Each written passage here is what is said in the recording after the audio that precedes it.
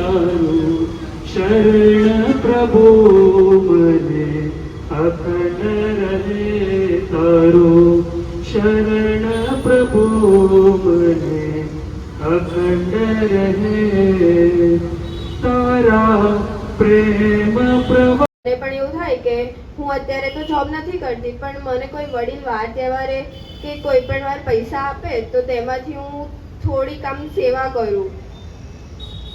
પછી હે ને એક વાત મનોજદાસજીએ બહુ સરસ કરી કે જ્યારે અષ્ટોત્તર નામનું સમૂહમાં ગાન કરતા હતા ને બધા, ત્યારે સાહેબ દાદાએ જે ખંજરી લઈને જે દર્શન આપ્યા ને, તે દર્શન જો કોઈ પણ પરિસ્થિતિમાં આપણે સ્મૃતિ કરીશું ને તો એ કામ આપણે સરળતાથી થઈ જશે.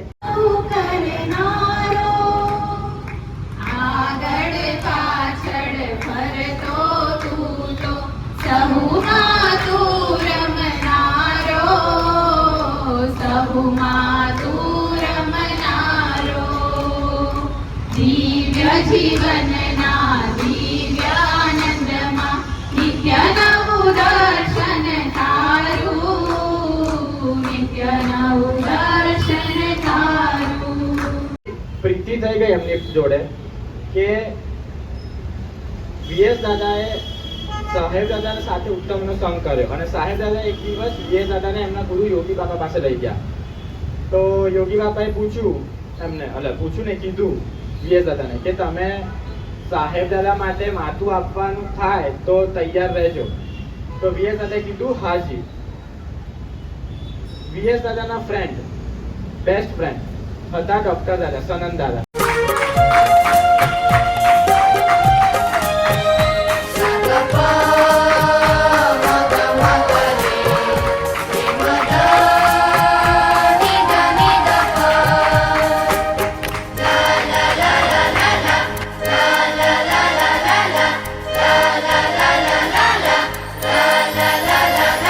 ગુરુવારની સભા તો અમને લાગે પ્યારી પ્યારી, ગુરુવારની સભા તો અમને લાગે પ્યારી પ્યારી.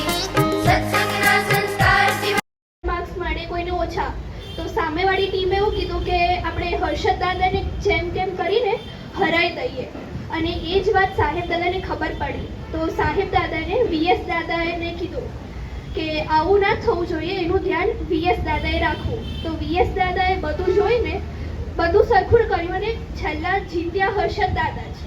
અને બધા ડ્રામા ને બધો પ્રસંગ પત્યો પછી હર્ષદ દાદાને ખબર પડી કે શું થયું હતું. તો હર્ષદ દાદાએ કહેવા માટે સાહેબ દાદાને થેન્ક યુ કહેવા માટે એમના રૂમમાં ગયા. સાહેબ દાદાએ સામેથી મને ગુરુસભામાં અમને દિવ્ય સંતને કે જાઓ તમે ગુરુસભામાં, એટલે આજે આવવાનું થયું. ખરેખર વડોદરા મંડળને ધન્યવાદ દેવા પડે કે આટલા બધા બાળકો કેટલા હતા એ મહત્વ નથી, પણ કેટલા સરસ પ્રોગ્રામમાં લાભ લીધો, સેવામાં લાભ લીધો. નાના છે પણ અત્યારે સાહેબ દાદા એમ કે જેમ છોડને વાળીએ એમ વળી જાય, એમ દાદા અત્યારે આ શિબિરો દ્વારા નાના નાના બાળકોને ખરેખર એટલો બધો ઉત્સાહ આપે છે. પોતાની આટલી ઉંમરે પણ એ બધી શિબિરોમાં લગભગ આવવા એટેન્ડ થાય છે. તો આપણે દાદાને અને આપણા ભૂલકાઓને ખાસ વંદન કરીએ કે આ બધી શિબિરમાં આવીને લાભ આપ્યો. બીજું આપણા હરેશભાઈ આ બધું નવીનીકરણ કર્યું અને ઘણો બધો આનંદ થઈ ગયો.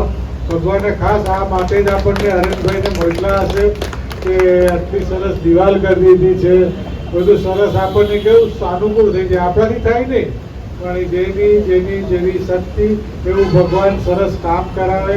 એટલે હરેશભાઈને ખાસ હરેશભાઈની જોડે અમારા દીક્ષા, રાજેશભાઈ અને જે એમની સાથે જોડાવા છે સર્વ ભક્તોનો અમારે ખાસ અભિનંદન માનવાનો છે કે સાહેબ દાદા કે જુઓ આ લોકો કેટલું સરસ કામ કરે છે વડોદરા મંડળ.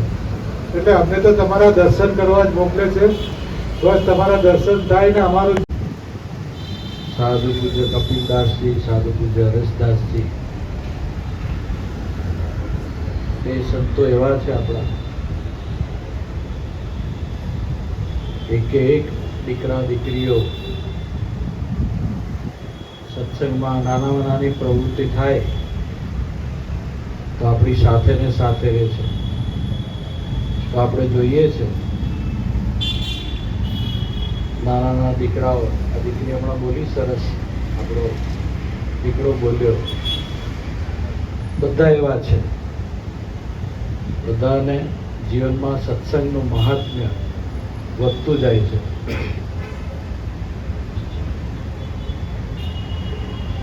પૂજ્ય હસમુખભાઈ આપણા એવા એકાંતિક ભક્તરાજ, એમના પણ દીકરો, એમની વહુ, એમનું ફેમિલી, આટલી બધી મોટી ઇવેન્ટ બની પણ એકદમ સ્વસ્થ છે, એકદમ મેચ્યોરિટીથી આખી જોઈએ આપણે તો.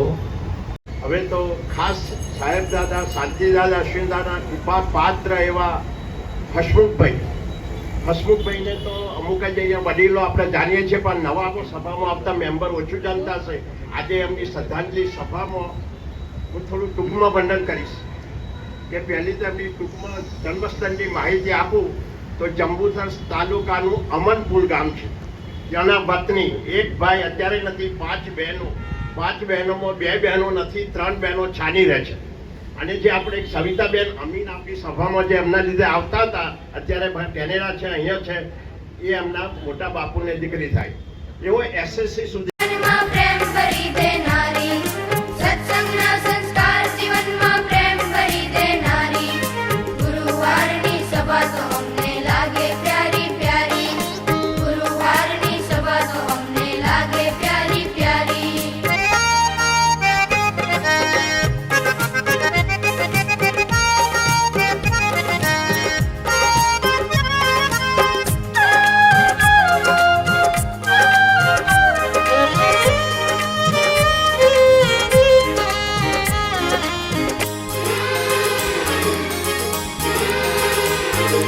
સાહેબજી છે પ્રાણ સભાના, તેઓની આજ્ઞામાં રહીએ. સાહેબજી છે પ્રાણ સભાના, તેઓની આજ્ઞામાં રહીએ. કોઈ કોઈનું ગુરુ ન ઈચ્છે, સંપીને અમે સેવા કરીએ. કોઈ કોઈનું ગુરુ ન ઈચ્છે, સંપીને અમે સેવા કરીએ. સાહેબજીને રાજી કરીએ, આનંદે વિભોર બનીએ. સાહેબજીને એ સ્થાનને A1 ક્વોલિટીનું બનાવવાનું જેને નિર્ધાર કર્યો છે, એવું શંકર કાકા અને આખો પરિવાર જે ખૂબ ભાવથી આ સ્થાનની સેવા લઈ રહ્યા છે.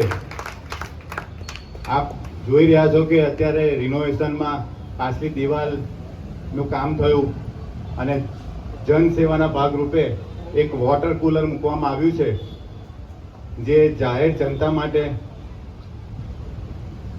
છે. અને બહાર એનું એક ટેપ નળ આપવામાં આવ્યો છે. અને બહારથી બધા અવર જવર કરતા હરિભક્તો, વડોદરામાં નિવાસ કરતા જે કંઈ હોય એ એનો ઉપયોગ કરી શકે.